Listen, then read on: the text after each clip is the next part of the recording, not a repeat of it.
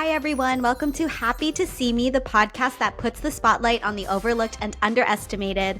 My name is Erika Casupanan, and this week we are speaking to Trevor Boris, the showrunner and executive producer of Canada's Drag Race. But first, I love to start each episode talking about something I was happy to see this week. And this week, what I'm happy to see is your achievements. That's right. I am happy to see what you are all proud of. So a few days ago, I posted an image on my Instagram story and it said, if the version of you from 5 years ago could see you right now, they'd be so proud. So then I asked on Instagram, what is something that a younger version of you would be proud of? And the responses I got were so inspiring, and I want to share some of them. So some things that people think their younger version would be proud of are saying no to my ex who came back after 2 years of radio silence. That I stopped trying to fit into supposed to boxes of expectations and instead figured out who I am. Another one, owning my creativity and expressing it every day. And this last one is so great, that I keep getting back up even though I feel like I'm failing. It's amazing to look back at how far we've come. Also, when you think about the idea of the 5-year plan and then look back at your last 5 years, a lot of the things that people are proud of are things that are hard to anticipate. Because when I looked at the list of what people were proud of, they weren't necessarily things that you could easily quantify. They were things that came from embracing personal growth. And even when I look back at myself 5 years ago, so the beginning of 2019, I think that year was the year that I turned 30. So I was 29, reaching my 30th year. And I think about the career goals that I had and the vision for my life that I had. It is so different than where I'm at now. And I couldn't be more proud of where I am now and everything that I've gone through over the last few years. And I think that what I'm most proud of is I was willing to embrace whatever was on the path for me. And I was willing to lean into growing and to learn to accept and admire and love this new version of myself and this new life that came. So when I think about how a lot of people might feel the pressure to figure out what they need to be doing right now and what they need to be doing in 5 years, when you look back, it's those things that you couldn't really plan that you are the most proud of. So I am happy to see that people were happy to look back at their last 5 years and make their younger selves proud. Speaking of which, this week's guest, Trevor Boris, is an amazing example of the beauty that can come from life with really going after what you're passionate about and embracing whatever comes to you and going on the journey and seeing how things unfold. So Trevor started out as a stand-up comedian. If you're from Canada and you're a millennial, you probably recognize him from Video on Trial on Much Music.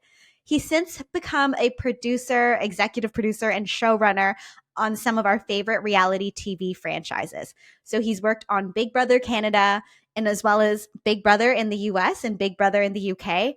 And he's currently the executive producer and showrunner of Canada's Drag Race. So we talk about going from reality TV fan to reality TV producer. And we even talk about what goes on with creating twists and whether or not producers really see your online feedback about twists and changes to the show. So if you're a reality TV fan or a creative who wants to be inspired on your career path, you will get so much out of this interview. So let's get into it. Here is my interview with Trevor Boris, and I hope you enjoy it. Is it a compliment or does it make you feel old when people come up to you and tell you that they grew up watching you on TV? Yeah, when that started happening, it was weird for me. Like it was always like it went from, oh, I like watching you on TV, or oh yeah, you used to do that show when it started being off the air. And then once it started turning into, I grew up watching you, it wasn't good at first. I didn't like that. Now it's fine. Like now it's been enough time that that's actually like a really sweet thing. But at first that was like harder to hear than like turning like 40. Yeah. Do you know what I mean? Yeah. That was where I started feeling old. So, but no, it's like it is kind of cool. I mean, Video on Trial ran for like 9 years, so it was kind of that thing where you kind of really couldn't miss it. for a certain age group. So yeah, it's always it's sweet. For anyone who's listening outside of Canada, what was Video on Trial? It was a show on Much Music, like kind of our MTV, and it was like a bunch of comics, and we would kind of just like rip on music videos. We'd always make fun of, and that was like back in the glory days of music videos. Like, that was like when there were budgets for music videos, so like Lady Gaga and like 50 Cent, and that was, and the videos. The thing about it, like they were so ridiculous, like they were just like so over the top. So like it was so kind of easy to lay into, and it was fun, and like that was like the glory days of Much Music, and you really could say whatever, and then you'd sometimes run into those people at the MMVAs. Like I've had like Fergie come up to me and say, "Oh, I saw that show you do," and she's like, not very funny. And so it was, and then you'd get to go to all the MMVAs and like kind of meet these people. So like Justin Bieber came up to me one year and was like, "Oh, I love Video on Trial." And I was like, "Oh my God," like as if. But I'm not surprised that these stars had seen it, because I think that part of what made that era of Much Music so fun is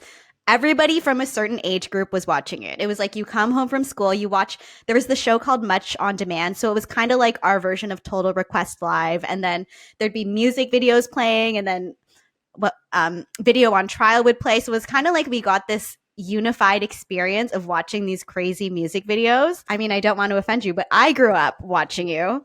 And I think it's so cool that I get to talk to you now. And even the fact that you know who I am is such a crazy moment. Oh, I'm a big fan. Listen, Survivor is my ultimate fantasy show. So, I could spend this whole time just asking you questions. And I might. Let's go. Imagine it's like turn the tables. It's like you're the real producer here. Yeah. Well, you started out as a stand-up comic. So how did you go from being this comedian who is a performer on stage, on TV, and then switching into working into TV production? Yeah, I mean, it wasn't really something I kind of sought out. I mean, I did stand up for like 15 years. I loved it. I'm from Winnipeg. I started doing stand up there for a couple of years, and it was really just like a hobby. I was still going to university. I was like taking a social psych degree. Never had real plans of doing anything with it. I just like became really good buddies with a few other people, and we just started like doing shows together, and like it was really like a social life that was fun, and we started doing gigs. And then I kind of started like some comics, like I don't know if you know Nikki Payne, who's amazing, and Pete Zedlacker, and some of these top headliners would come through town, and I would kind of befriend them, and then maybe they would be like, "Oh, do you want to open for me?" And I started kind of like doing gigs, and then Nikki Payne was like, "You should come visit me in Toronto. You could do some shows." And I like never thought of that, and then so I did, and it went well, and right away, some of the club owners were like, "Are you going to move here and stuff?" And then I just did. And then 6 months into being in Toronto, I got Video on Trial, which really changed everything. So, and loved that. And then I started like the real kind of turn for me was I started producing Video on Trial. So that was amazing because I got to book myself in every episode and keep all my jokes. I'd be like, "Oh, we're not cutting that joke. That's too good." And then I get to like book my friends. So that was really fun. And like, it was an easy show to kind of produce because you're really just like, you're just booking the comics, you're picking the videos, and ultimately deciding like what jokes live and stuff like that. So it was kind of really, I probably produced like 30 or 40 episodes. And, so that was kind of my first taste kind of producing. So I always and I really loved that part of it. Like I love stand up and I love touring, and I got to I got to do Conan as a stand up, Mm-hmm. and like Just for Laughs and tour South Africa and places like that, which was very cool. But I was kind of like the doors stand up opened. Like I started like writing. I was writing for the MMVAs and the Junos. I wrote Russell Peters. Both years he hosted back in 07 and 08. I wrote his monologue, which was very cool. And so I loved doing all that, and then kind of started producing Video on Trial. Was like I never like needed to be on camera. Like I liked it, but I really enjoyed producing, and so that was kind of that was the big turn, Video on Trial. Mm-hmm. Kind of in all way, like that was such a magical kind of for me as a comedian, getting to be on air, but then to start producing the show and making it, and was very special. As someone who grew up watching you on TV, I didn't know that you started comedy as kind of like a hobby and then you kept going with it and saw where it led you. So now that you've been working more behind the scenes, do you see yourself being a performer again and being the one on stage or on camera? No, I don't really have it's what's so funny is I like don't have that desire at all. I think what like not like at video and trial when it's peak, it's not that I was like, famous, but I was recognized all the time. Like everywhere I went and like on the subway and at the grocery store, people were always like, "Oh, video and trial and whatever." And it like I like kind of didn't love that. Like it's Mm-hmm. like it's kind of unnerving being on the subway and people and someone would be like, "Oh, like don't you have a car?" I feel like I'm like, no, I'm in Canadian showbiz. I do not have a car, back then. And so honestly, like as I started producing and like as time kind of went on and I started getting kind of my anonymity back, like I kind of really loved that. I still get recognized sometimes, but it's like very, very rarely. And so I actually kind of really love that. So to be honest, like wouldn't I don't even really do podcasts and stuff very often because of like I'm totally like fine not being, in the spotlight. Well, thank you for being on this one. And That means a well, lot. I couldn't say no to you. So Well, thank and I still you. do the occasional it's kind of funny because like I worked on Big Brother for a long time, Big Brother Canada, and I'm the voice of Marsha the Moose. And Yes. so I used to get recognized really a lot for Marsha as well. So even though that was like kind of like such a small little bit of what I did on that show, a lot of people would recognize me from Marsha as well. So, I dabble. I dabble. When I was filming Survivor, I remember being on the beach in Fiji and talking to some of my castmates. I'm like, Big Brother Canada, way better than Big Brother US for many reasons. I'm like, one, there are just things that are so specifically Canadian that I don't think would work anywhere else but in Canada. Home run. And then I'm like, there's this moose that has a crush on one of the castmates. So yeah, I was talking about Marsha on the beaches in Fiji. You did not talk about Marsha the Moose on the beaches in Survivor. 100%. Without, yeah, 100%. Okay, that totally makes my day. Well, that's very exciting. Oh, see, now I'm blushing. Yeah, and if there's anyone who's listening that hasn't watched Big Brother Canada, even though I feel like there's a lot of Big Brother Canada fans who listen, it's exactly as I described. There's this moose that has a voice sometimes that usually has a crush on someone on the cast and gives them these funny challenges. And I think it's peak Canadiana on reality TV. Yeah, it's pretty silly, giving secret missions and stuff like that. But yeah, I love Marsha. She kind of pops in and out. She was on for like almost every season for quite a while, and then kind of dipped out. But she had a Yeah. good run.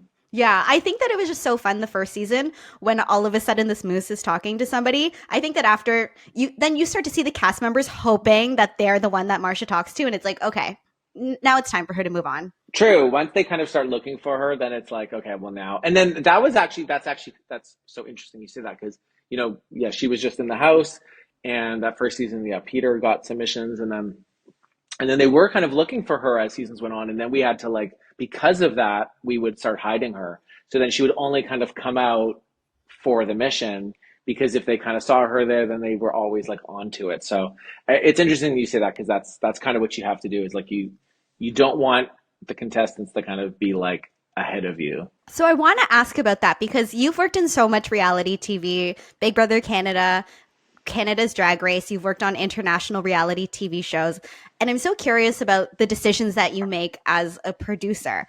And obviously reality TV fans always talk about either production is helping the show, production's ruining the show, but I think that a lot of folks don't actually know what producers do. So what do producers and even showrunners do? Yeah, I mean, showrunner, I would say like you're kind of the captain of the ship. Sorry, I've been watching a lot of Below Deck lately. You're really just like in charge of everything. Like, so for me, I'm the showrunner of Canada's Drag Race. Yeah, you're in charge of everything from the crew to the creative. Like everything you see on TV is ultimately I'm responsible for, whether it's like sponsors and just all of it. You have an amazing team, but yeah, ultimately kind of responsible for everything. The edit, like I'm kind of the one person. I'm the first in and last out. So I'm kind of the person that's just there the whole time. A lot of the other people, like casting, will kind of come in and then they're gone. Story team comes in late and then they go. Then the editors kind of come in and go. But I'm kind of like that one person that's like the through line through it all, kind of like just making sure it all kind of it makes sense. So you're kind of in charge of like the overall vision. Hmm. Yeah, I feel like a lot of people don't realize that people who work on the show don't work on it all throughout the show. I remember meeting crew members on Survivor and then running into them again in Toronto, and they were watching the show for the first time with everybody else. There's not a lot of people who get to touch the full show except for the showrunner and I guess a few of the high level producers. Hmm. Yeah, totally. Yeah, which is kind of amazing. Like it is great to get to be that invested kind of in the show. Because yeah, like it's like the flip side. Like right now, I just get to work on this one show, whereas other people get to bounce around and work on lots of shows, which is exciting. But the big advantage I have is I get to kind of really have this fulsome experience on the show. And from what I understand, you were a reality TV fan even back when you were a stand up. So did you ever think that you were going to end up working in reality TV? No, and what's funny though, it was Survivor that Oh. was like my first love. Like of course, like I think many people, like I remember watching season one vividly and like Sue and all those great people. And what's interesting is like I just was a big fan and then was a big fan of Big Brother US. Um Never ever thought about working for Hmm. those shows. Like that just didn't seem like a possibility. And it was like I was doing some producing for Insight, which is the company that does Big Brother Canada. Like they did the Juno Awards, and so I'd done some work for them, and I knew some people there. And then when I heard that Big Brother Canada was coming to Canada, and that company was doing it, I just was like, I have to be involved somehow. I just like I love Big Brother US so much, and I didn't even really know what I wanted to do or how I fit in. I just was like, I have to be involved. And they were amazing, and like they were like, we're fans, and I think a lot of them they didn't know, kind of some of them weren't as knowledgeable on Big Brother too, so they were happy to have someone who was a fan. And so I actually was a cast producer season one, and then they offered me a challenge producer role, and I'd never done challenges before, but I'd watched so many Survivor, and I just like I and Big Brother, and I just always was like I was so fascinated by challenges, and I was like, sure, I'll do that because they were Hmm. like, oh, you're funny. We want the challenges to be funny, and so that first season, there was a lot of like figuring it out. Like we didn't really know what we were doing, and it probably shows. Um, and but like so, I'm so grateful that they took that chance on me, and because I just like fell so in love with that, and so I really got my start as a challenge producer on season one of Big Brother Canada, and then kind of grew from there. And yeah, I got to work on 2 seasons of Big Brother UK and then the US. It's so crazy how you can be such a big fan of something and then somehow, I don't know what clicks together, but you end up being able to work on it. So if anyone is listening, your weird obsession could end up a career. You never know.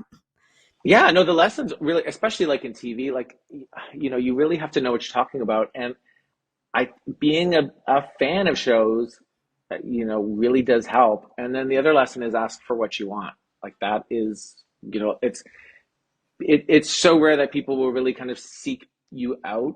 But if you ask, like, it's like totally okay to ask for what you want. Like I've learned that a lot of my big opportunities was like just asked, you know? Yeah, that's the thing. Everyone who has gotten to a place where you want to be has had to take the leap and ask somebody for something at some point. So I feel like people, it's not weird to be on the receiving end of an ask, okay? Just ask and you never know. Yeah, and I've given lots of great opportunities to people who asked as well. Like on Big Brother, it's so interesting. The person who has kind of my job on Big Brother Canada now, who like oversees challenges, um, was literally an audience member in season Wow. five. An audience member. I used to go out with Arissa Cox, our host, amazing. She would like in between in commercials, she'd kind of just fill time and ask questions, and I'd come out because again, people knew me as Marsha. And we would just like banter and like take questions from the audience and always just had a bit of fun. And this one person was like, hey Trevor, I love challenges. Like I would love to work for you. And I kind of like laughed and I was like, oh, okay, cool. And like come say hi after. And we chatted for a little bit and then I had a coffee with him a few weeks later, and he came with a few ideas that were just awesome. And we hired him for the next season. And then he just stuck and just, really grew every year. And he was so passionate. And he has my job there now, Wow. which is not wild to go from. So it again is another testament. I've had other people too that just kind of like email, and they just, it's like it. You really caring so much is like half of it. People want. It's like if you're super passionate about it and you really care about it, well, that's half of it. Mm-hmm. Oh my God, I love that. Everything is possible. Well, going from fan to now being in production, so now you're working on a show that has many fans, and we know that fans can be really vocal, especially when things change. Change is hard. So I think that with any reality franchise, when you see a new twist added, everyone is like, oh my God, they're ruining the show. Oh my God, this is so bad. So as a producer, do you see this feedback? And then how does that influence when you plan for the next season of a show? I mean, specifically, like, on Big Brother, we did a lot of twists, so I can kind of really speak to that. Yeah, I think initially people like almost like want to not like a twist, and then maybe it kind of depends on how it impacts their favorite too, right? Like they like love a twist if it like helps their favorite, and don't like it if it doesn't. But I think what's kind of fun about these shows is you can't really avoid the fan. Like you can't avoid, like it's everywhere. Like you hear everyone's opinion, which I do really love. Like on Drag Race, I think what's so cool is we have these like viewing parties. And so I've never seen this on any other show really. I mean, I know sometimes niche, like, Survivor, like they'll do the occasional, but basically every week for Drag Race, you can go to like a viewing party with sometimes hundreds of people, and you get to see the reaction to everything. And that is very cool, because sometimes, and you really do take that in. Like I definitely, you're kind of watching people watch everything. So that's super valuable. And same with like Twitter and all that. Like I definitely like take it all in. I mean, I think I never, when I'm like thinking of twists and stuff, trying to please people, because that's not the right place to come at it from. I think you're trying to think of things that ultimately will just kind of give you a great show, and you kind of hope people love it. And I feel like, certainly on Big Brother, we had a lot of success. I mean, we really did, I feel like a lot of really kind of out there things. Like we were the first, the triple eviction was my baby. And like we did like Invisible HOH and Backwards Week and all kinds of twists on all kinds of stuff. And yeah, I would say for the most part, people, there's some purists who think there shouldn't be twists in the show, and that's fine if that's how they really want it. But I think that the purpose or the twist, what we like about it is like it is meant. I think you don't, if people are kind of coming in and they know exactly how it's going to play out, it's not that interesting. So I think you want to kind of keep people on their toes. Like that is what's kind of interesting. And of course you see it on Survivor now. There's a lot of twists. I think maybe too many twists. Yeah. But and they've scaled back. Like I think season 3 for us, we had too many twists. We had that same thing. We were excited about twists, and we put so many out there.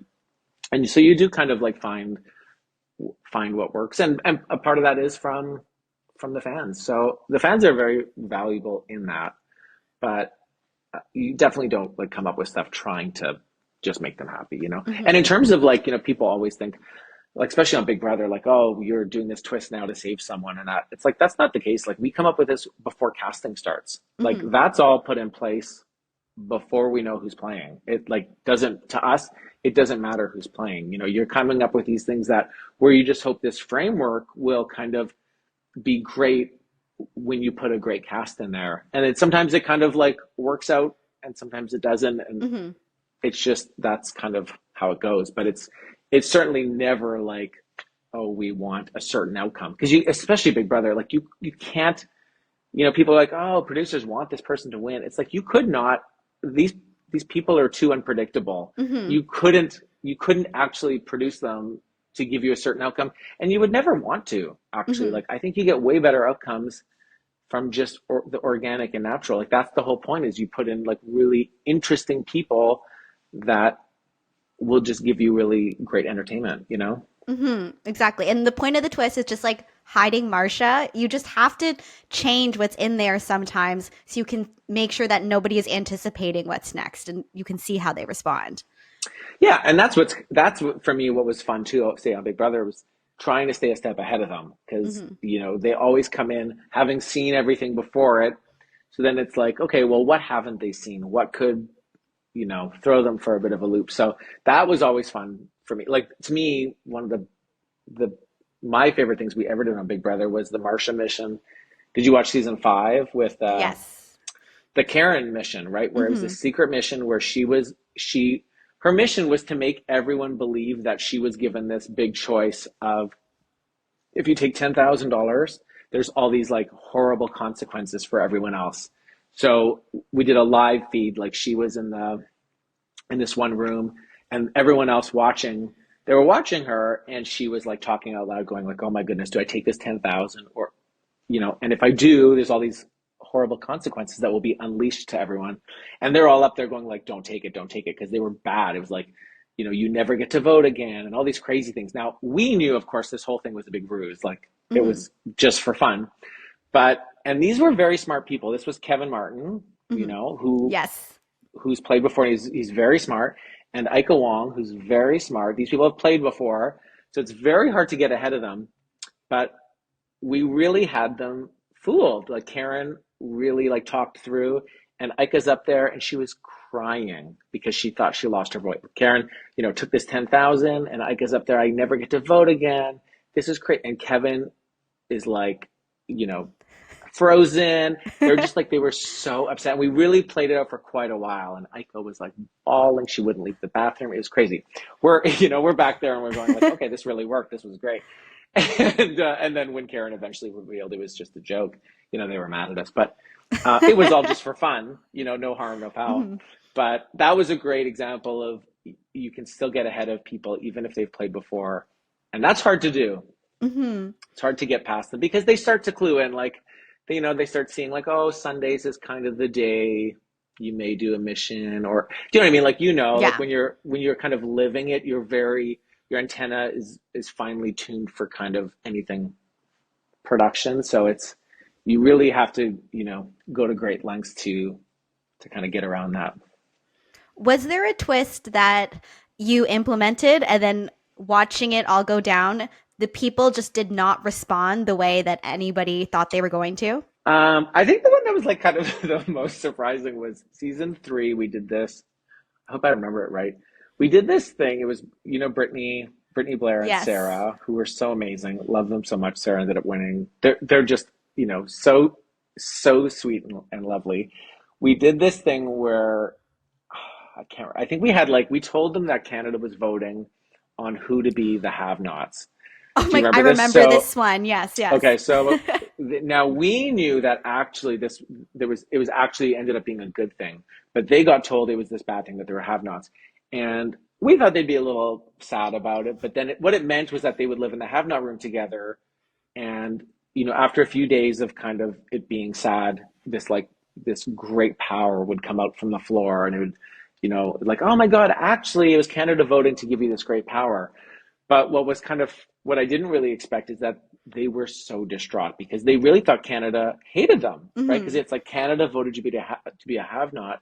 They were like, they could not believe that Canada hated them that much, and it was like they were so depressed. It was so like it was so bad. Now again, we knew it was gonna like take an upswing once they found the power, and it was ultimately so amazing. But I was like, I was shocked at how they were really like they were heartbroken when they thought Canada, and I just didn't think. I thought they would just kind of, not be that bothered. So, it is that thing too where people are really, especially in Big Brother, they're really deprived from the outside world. So, telling them anything, especially when it's like, oh, Canada voted you to be have-nots, that is kind of hard to hear. So You know what? That one was so many years ago, and I still remember it so clearly. And it's funny because now I know Brittany and I know Sarah, and they're just as sweet in person as they are in real life. But I remember in that moment, I just was rooting them for them so much, and I just love them. And I remember Sarah on the ground just wailing, like had never seen someone crying like this on reality TV. And the point that made me laugh was when something started rising from the ground and Brittany's like, "Ugh, they're so dramatic." I'm Yeah. like, that is so real. Like you couldn't force anybody to react like that, not realizing something amazing is happening. I love that you remember that specific moment. That's exactly what she did. She was like, "Oh, they're so extra. Or they're so." And it just shows you, and it's like that's just a point where you're like, it's like you couldn't write this stuff. Like this was just real, and it kind of just like turned out so great. And I think as reality producers, you do hope people are they just give themselves into the process and just go along for the ride, and because that's what's more fun. Like that's why we love Sarah and Brittany's because they just really they just were all in. So that's kind of what you really hope. And in the end, like I know they were so down, but of course they get this power and it was so great, and then they kind of laugh about it after, and like that's to me the beauty of reality TV. I mean, I can relate. I remember being exiled and just crying. There's so much footage of me crying. I feel so bad for the camera crew that was there because I was just like wailing and crying. And then next thing I know, Jeff is there and I get this game changing power. I'm like, oh, it wasn't so bad being traumatized and sent here. Cool. Well, there you go. Exactly. How long were you by yourself before Jeff showed up? Like a day or two, or no? It was more than 24 hours. So it was right before the sun was going to go down my second day there. Wow. And that must have felt like forever, though, right? Oh, yeah. Because there's truly nothing to do. I remember at one point, because they normally have a camera crew and producers and the audio person and the camera assistant. But then for a couple hours, it was just a producer with a handheld camera because they're just like, we know nothing's going down here.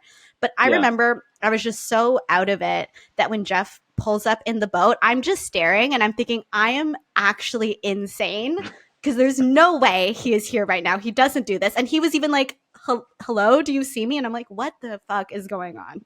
Yeah. And in those moments, like when you see Jeff, because that must be a very surreal moment seeing Jeff Probst, who is like kind of a bigger, larger than life personality. When that's happening, do you like, are you outside of your body going like, are you seeing that on TV, or are you just like so in the moment? I'm just curious. So in that moment when I was on exile and I was sitting with him, oh yeah, he came and sat with me in like the hole that I was sleeping in, and then he's explaining to me this power. I I think I was very present, but also very beside myself. Like I wasn't even thinking about the show. The whole time I was just like, what is going on? What's happening? And I distinctly remember Jeff explained how this hourglass power worked. And then before he was even done explaining it, I picked up the hammer because I was like, okay, I'm obviously going to smash this thing. And Jeff had to whip that out of my hand. He's like, no, no, no, no, no, you can't do it Oh, until tomorrow. So I was like, oh, Jeff yeah. and I had like a weirdly human moment where I'm like, oh yeah, I'm remembering that I'm still on a TV show and I have to follow like the production filming schedule for this. Yeah. Very cool though. Like what a moment to have to be there on an island and see Jeff Probst coming in on a boat. And thankfully not to take you to a hospital, because that's usually what. I Yeah. know. And I remember, as you were saying, people trying to get ahead of production, but production being more ahead. I remember leading up to Jeff coming, they had more producers and more camera people show up at the island. They had someone who had a special camera show up. They're like, oh, we want more footage of you crying beside the fire. And I'm like, oh, easy. That's all I've been doing. So I'm just like, oh, they're really going to milk the fact that I'm crying on this island. Great. I'm getting like drone shots and helicopter shots of me sitting here crying. I'm like, amazing. And then Jeff ends up coming. So then later in the game, we had a day where we didn't have a challenge, we didn't have tribal council. And then I noticed some of these crew members started coming to the beach. And I was like, guys, something's going to happen. Something's going to happen. These are the people who came when I had my Yeah. hourglass. Nothing ended up happening. I just was on edge the entire day. So I'm like, okay, I thought I figured it out, but I really didn't. Yeah. Yeah, no, and I'm sure they kind of do that to sometimes throw people off too. Like that is the like I think that's what's tricky about, and probably especially Survivor is you like Big Brother, everyone's behind the wall, so you actually can't see anything, which is kind of great. But on Survivor, of course, they're also present. I mean, they do such a good job. You don't see that on TV, but Mm-hmm. it would definitely like clue you in seeing any more than normal. So I'm sure they're very thoughtful of how they do everything like that. Because I think that's what people don't think about is the they more than anything they want to preserve an authentic gameplay. Like they don't want them to influence anything. Like they Hmm. wouldn't want to tip things off by having more people there. Like, that's the last thing they want. Like it's Yeah. they, it's like people think it's the opposite, but it's like no, literally what we want is real authentic natural moments. And it's like, so you don't want production to actually, people think it's the opposite. People think production is always getting, it's like no, we literally do not want to be a part of any of it. And so Hmm. you it's all, even though of course the whole thing is a production, we work so hard to get out of the way. That is like, I'm always saying that. It's like you want to get out of the way of it. Is that the biggest misconception you hear as a producer? I think so. I just because people don't understand maybe how it all works. So I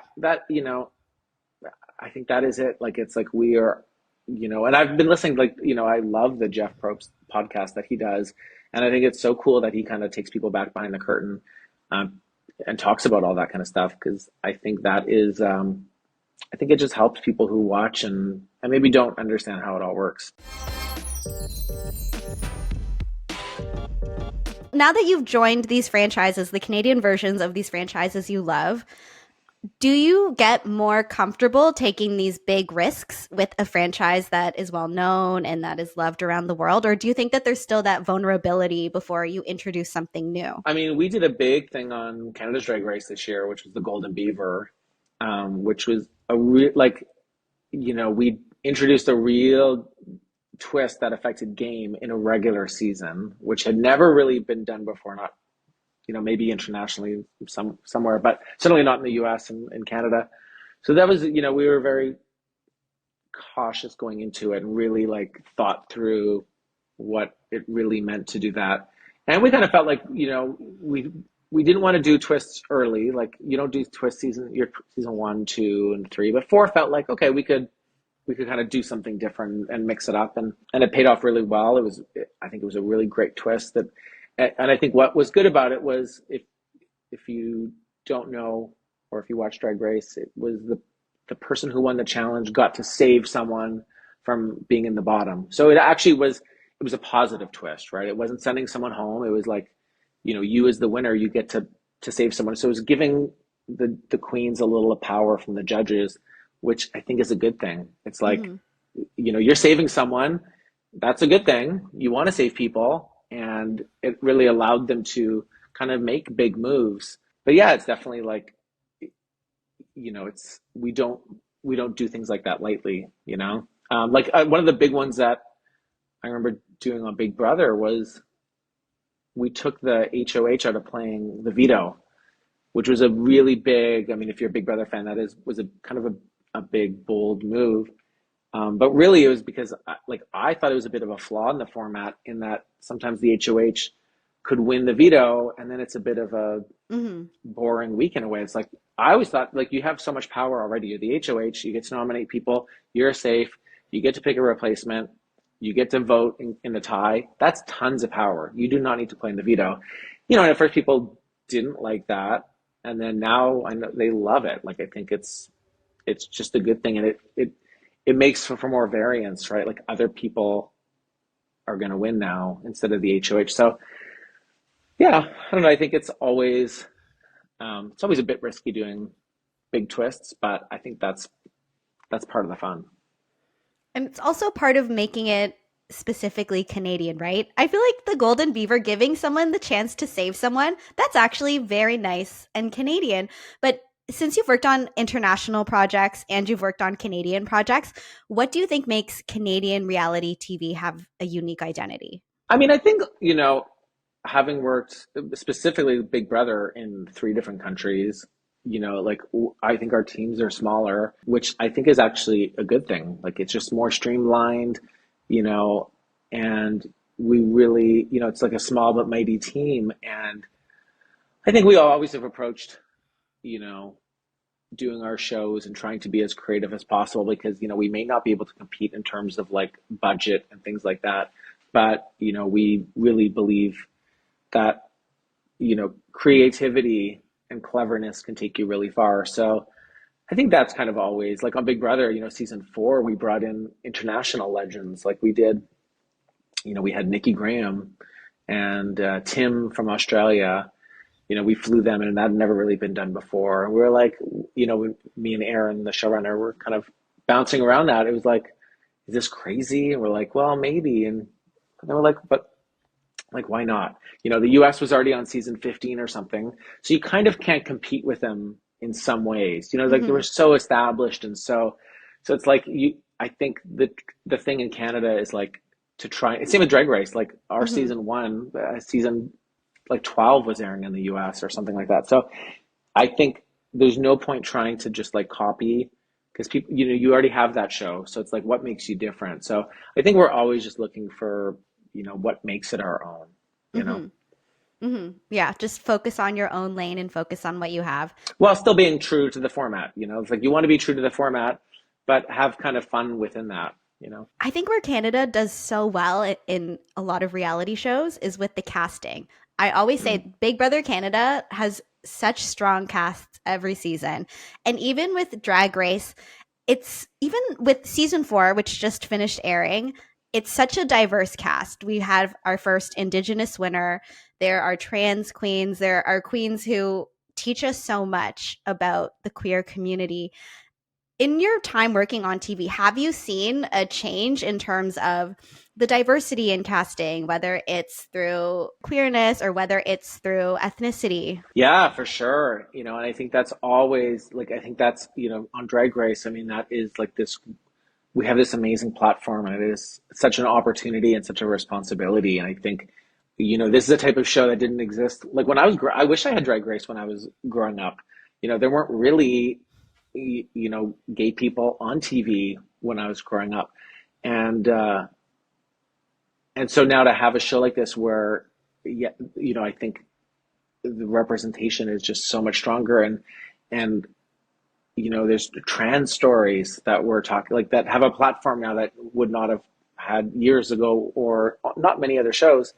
And it's like you have drag queens talking about how they met in a bathhouse. Like these are like, it's a kind of an incredible, show that gets to, where you really get to learn about other people. And I think that's kind of the power of it. I know there's, a lot of power in seeing yourself represented on TV. So that is always at the forefront of what we're trying to do, is like, we want to really give, you know, this platform to really amazing people that can change and save lives, because that's what this show does. And like Amy Yonce Chanel was this amazing queen on season 4.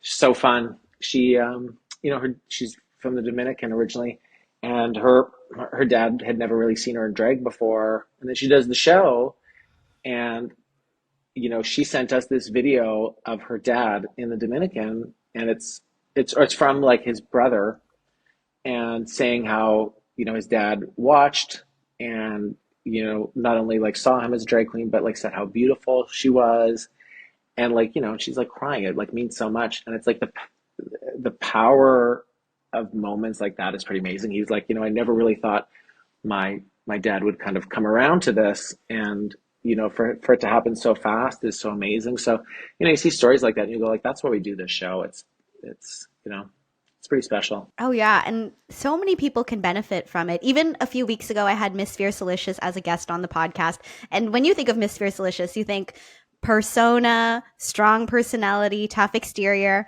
But even she was telling me about how seeing Naomi Smalls Mhm. was somebody who looked like her and helped her to realize that she could be validated and accepted for who she is. So anybody can take something from seeing themselves represented on screen. Yeah, and I think what's also interesting is, like, for me, like, I feel like I'm learning all the time. And I think what's interesting is sometimes we'll have conversations where, even in the workroom, it's these drag queens who maybe you kind of think, or they know everything, and but even they are learning from each other. And I feel like there's a lot of power in that too, where you can see, oh, even they're still learning. It's okay that I'm still learning.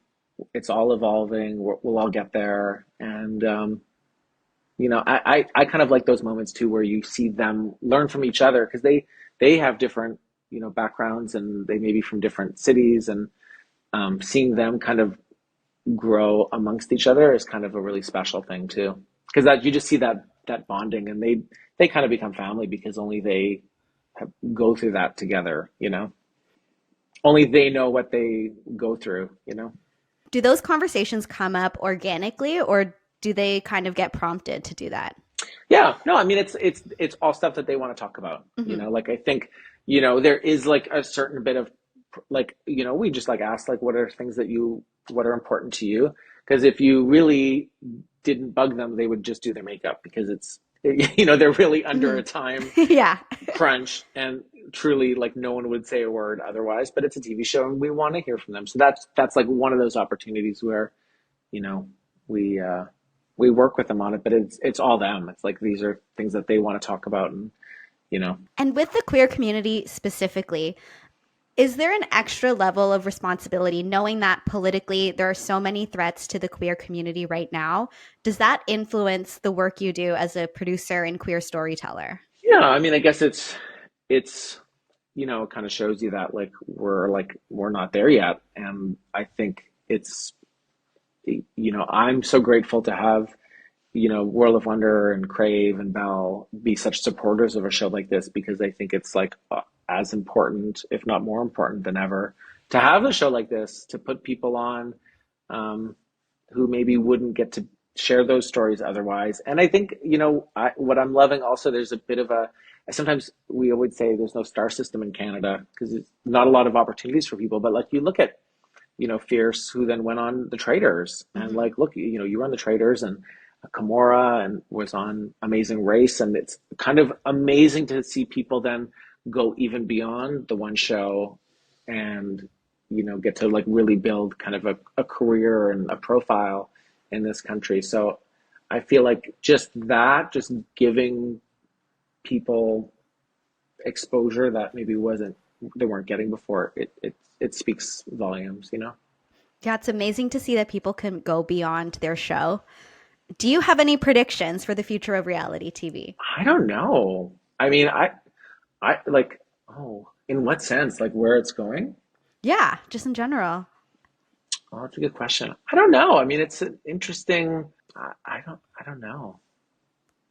I mean, I'm very curious. I mean, just like I live and breathe reality TV. So yeah, I don't know. Do you? I mean, I think, okay, if I had to have a prediction, seeing that there's so many shows now where you take existing reality TV personalities and put them into a different format and have them cross over between franchises, I feel like we're going to start to see, I don't know, it's like this ecosystem of just reality TV stars coming back and coming back. And then I think that for a lot of people, they're going to see like their first show, like Survivor, as like the ticket to get into that ecosystem. But I'm curious to see, I don't know, I'm curious to see how that shakes out.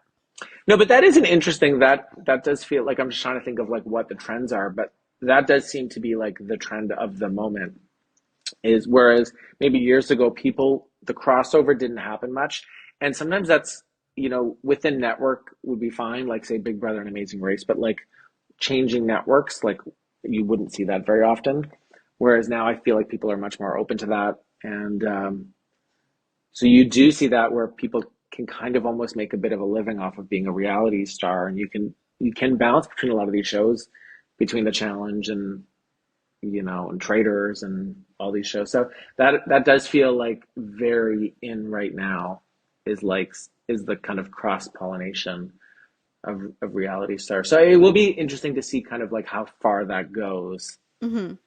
before it then turns into a new trend, you know? Yeah, where it's like, okay, now we need new people. The all Yeah. stars are getting old. They can't do the physical challenges anymore. We need some new people. Yeah. Well, and then there is a point too where it's like you've seen them do too many, they become a little hardened to the process. It's like you kind of it's hard to like I think when you've done it too much there then it's like the novelty's worn off of them, and Hmm. they're not kind of that same thing. I mean, to me, one different though, like I love Parvati. Like Parvati is like my all-time favorite, but she is to me just as fun on this season of Traders. Hmm. And maybe it's because she hasn't done a million other shows. Like I feel like she probably has been offered them all, but Yeah, she just pops up from time to time. So it's always yeah, exciting whenever she does. yeah, Well, yeah. Trevor, thank you so much for chatting today. I feel like I learned so much about reality TV. Oh, good. Well, I feel like I learned a little more about Survivor, so win-win. If people want to follow you or any of your projects, where can they do that? I mean, just Trevor Boris um, is my Instagram or Twitter. I guess that's kind of really it. Again, I'm not as much in the profile anymore, so you gotta really look for me. Yeah, we're not going to see Trevor Boris on The Challenge and then on The Traders and then on some other reality show. This is a rare sighting, so thank you so much for joining the show. No, I would play traders. No, I would do Oh, that. So really? yeah. Okay. I hope you fellow reality TV fans have learned a lot about twists from that conversation. And I hope that conversation is proof that if there is something you are passionate about, you can make it a career, so go for it. So thank you, Trevor, for that. Now, I love to end the episodes by answering an audience question. And this was a question that was asked a while ago, but let's dig into it today. And the question is, how do you not feel bad or have shame about the past? So I will preface this by saying I am not a psychologist. Speak to a therapist or a psychologist for specific feedback on your situation. The way that I see it, feeling bad and feeling shame are feelings. So it's okay to feel that way. And they're very normal feelings to have. What I always try to do is balance it out with self-compassion. Now, this was not always easy. It's definitely something as I've gotten older and as I've matured and gotten more life experience, it's been a lot easier for me to have self-compassion for a past self that might have felt bad or might have felt ashamed. But when you really think about it, even though you could look back and think, oh, I wish I could have done that better, or I wish I could go back and do something differently, the reality is the version you were in that moment was doing the best they could with the experience and the knowledge that they had. So even though right now it's so easy for you to look back and think, oh my God, I would do that so differently because now I have so much more information and so much more experience. That old version of you didn't have that. So give yourself some grace and know that you were just trying your best. If it's a situation where now you can learn from the situation or you can apologize to someone, which I know is really scary to do, or you could even take it as an opportunity to reflect and grow and set yourself up for something better in the future, take it while knowing you were just doing your best so you can give yourself some compassion. And of course, yeah, use it as an opportunity to grow. When I think about this, I remember a few years ago, this was way before I was on reality TV. I had been applying for a job and it was going to be an awesome job for this shiny new company that was supposed to be this innovative company that was going to take over.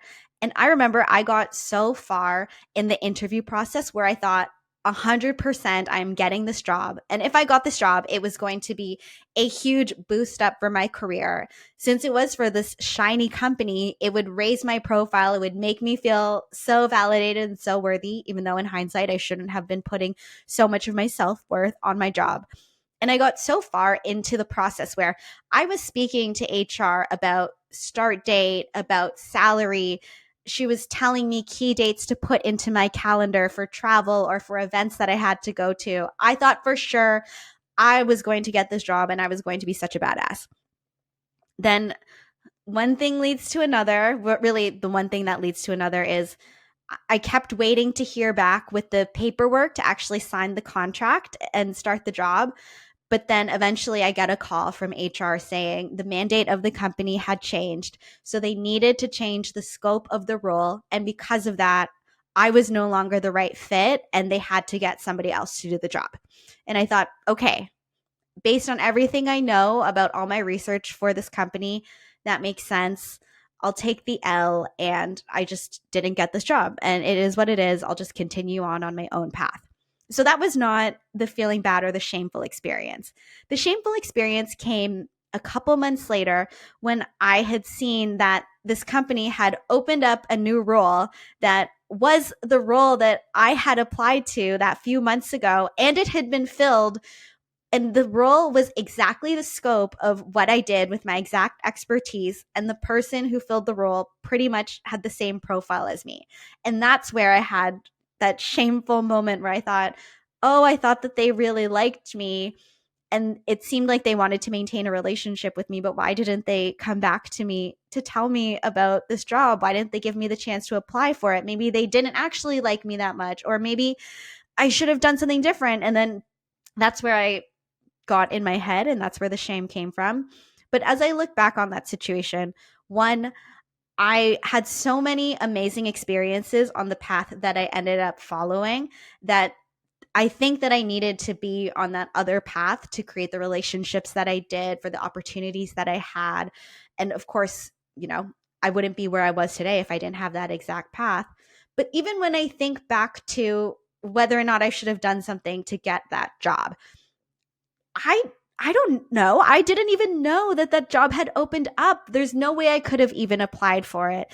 And should I have stayed in close contact with that HR person to make sure my name was on the top of the list for that job? Maybe that was my takeaway for the future. But really, even though I was surprised and I was disappointed when I saw that job had been filled by somebody else, I was doing the best that I could with the information I had, with the experience that I had in that moment. So now when I look back, I don't feel bad about who I was or what I did or didn't do at that time. And then also, that company no longer exists thanks to COVID. So it turns out I had my cart on the right horse all along. Thank you, universe. But that's an example of a situation where I felt shame, or I might have felt bad. But my ultimate advice is, if you feel bad and if you feel shame, those are feelings. It's okay to feel them. Think about how you can grow from the experience and have self-compassion, because you were just doing the best you could at the moment. So thank you so much to the listener for submitting that question. If you have any questions, feel free to submit them. You could submit them in the comments on YouTube or on Instagram. It's at Happy to See Me Pod. If you haven't already, please subscribe, rate, and review the podcast wherever you get your podcasts. And I will be happy to see you next Monday. Thank you for listening.